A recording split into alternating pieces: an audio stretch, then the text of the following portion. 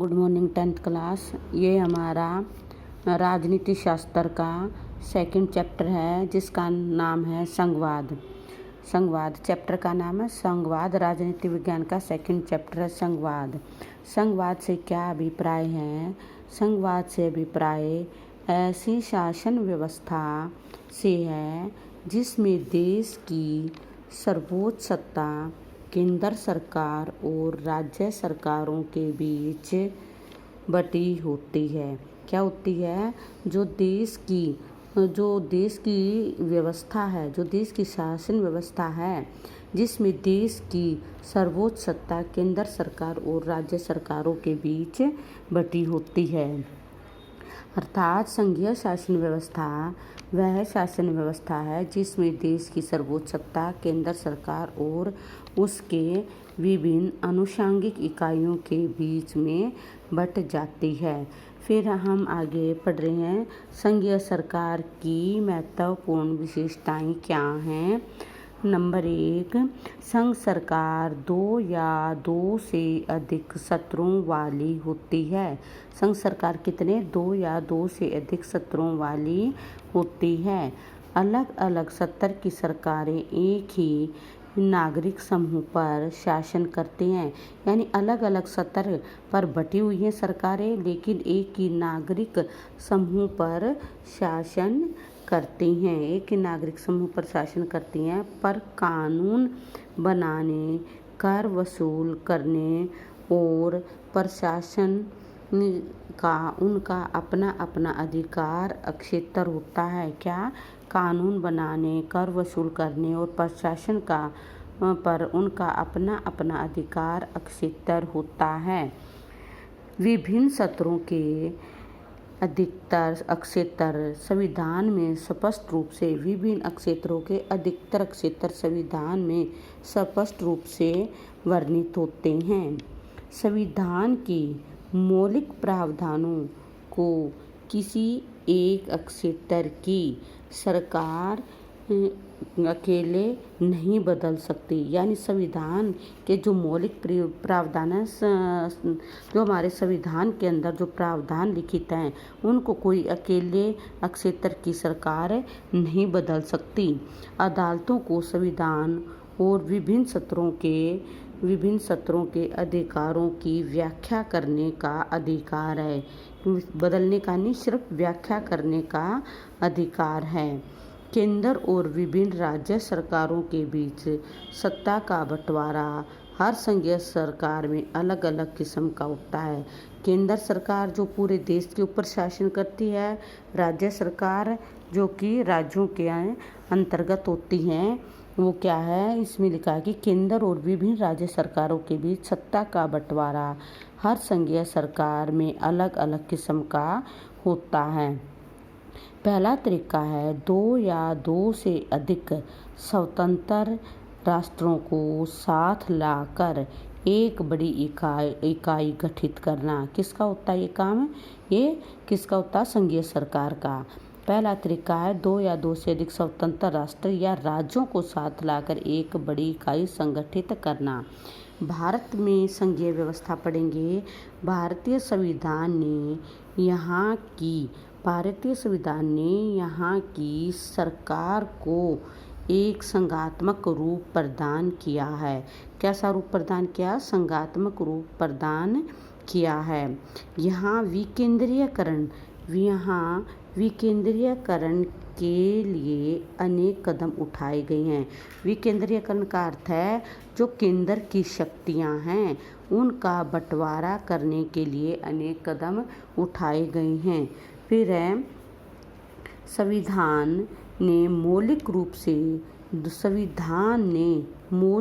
से 2 स्तरीय शासन व्यवस्था का प्रावधान किया है। संविधान ने मौलिक रूप से कितनी स्तरीय शासन व्यवस्था का प्रावधान किया है?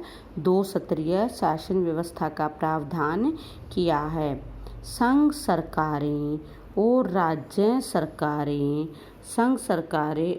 राज्य सरकारें केंद्र सरकार को पूरे भारतीय संघ का प्रतिनिधित्व करना था, यानी एक तो संघ सरकारें और राज्य सरकारें, लेकिन जो संघ सरकार यानी केंद्र सरकार है उसे तो पूरे देश का प्रतिनिधित्व करना होता है।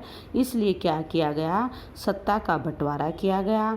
सत्ता का बंटवारा क्या किया, राज्य और सरकारों के साथ साथ ये पंचायतों, नगर पालिकाओं के रूप में संघीय शासन का तीसरा स्तर भी जोड़ा गया।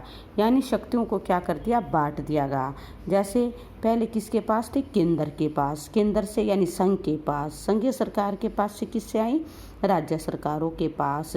फिर इसको स्थानीय सरकारों में बांट दिया गया, जहाँ नगर निगम, नगर पालिकाएँ, ग्राम पंचायत इत्यादि होती हैं।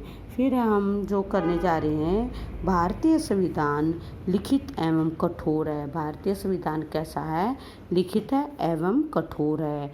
यह राज्यों के मध्य शक्ति के विभाजन स्पष्ट रूप से लिखे। यानी भारतीय जो संविधान है ये कैसा है, लिखित एवं कठोर है।